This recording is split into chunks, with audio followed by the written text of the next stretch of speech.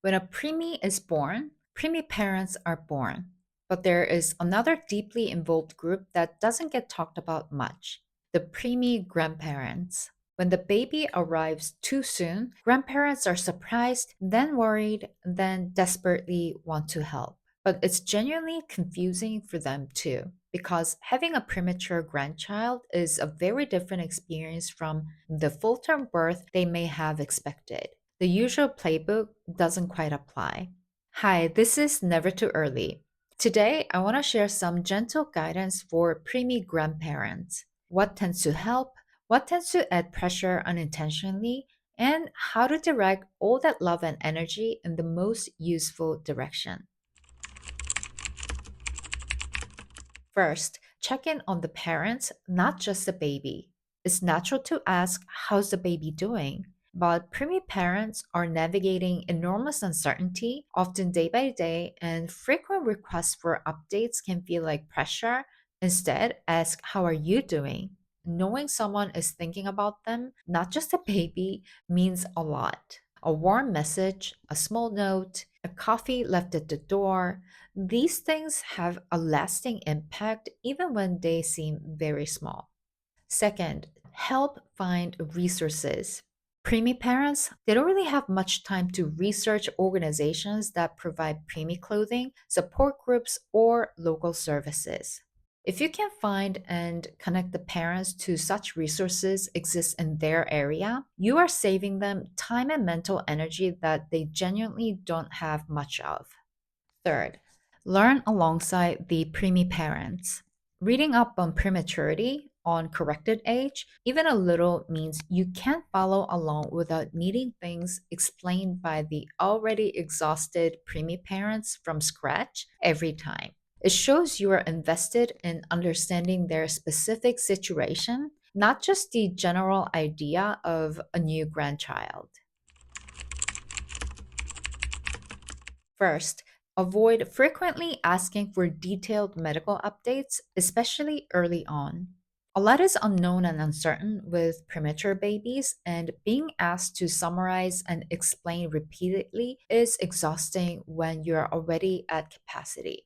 Let the parents share what they want to share when they want to share.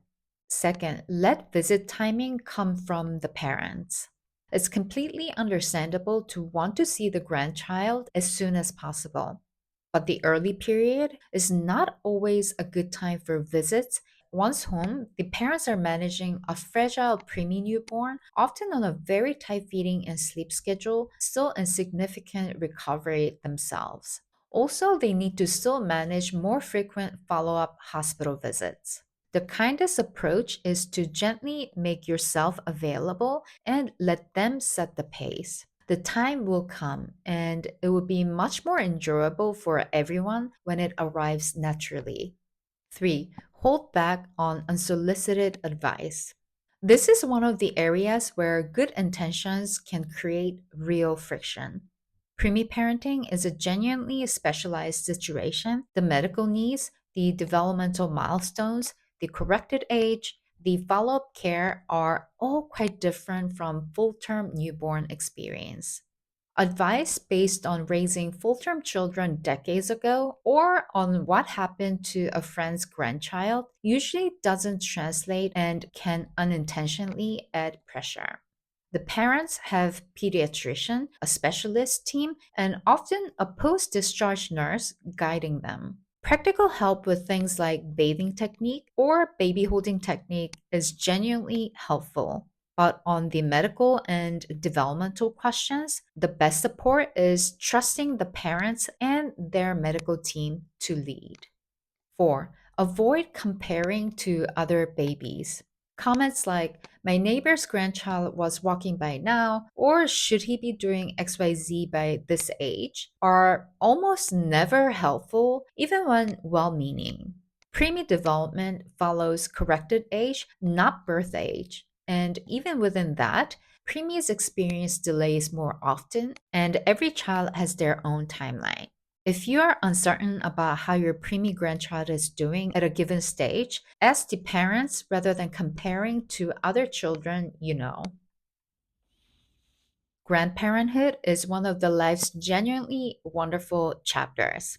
I know a few wannabe grandmas in our neighborhood, and the people I've seen enter it are full of joy, ready to love, and eager to help. New parents, especially preemie parents, are so grateful for this energy. The goal of this episode isn't to add rules to what should be a joyful relationship. It's just to help direct all the love and support toward what actually helps in this particular preemie situation. Because when the energy lands in the right place, it makes an enormous difference to the parents, to the baby, and to the relationship you're building with all of them. Thank you for being here. I'll see you in the next one. This is Never Too Early.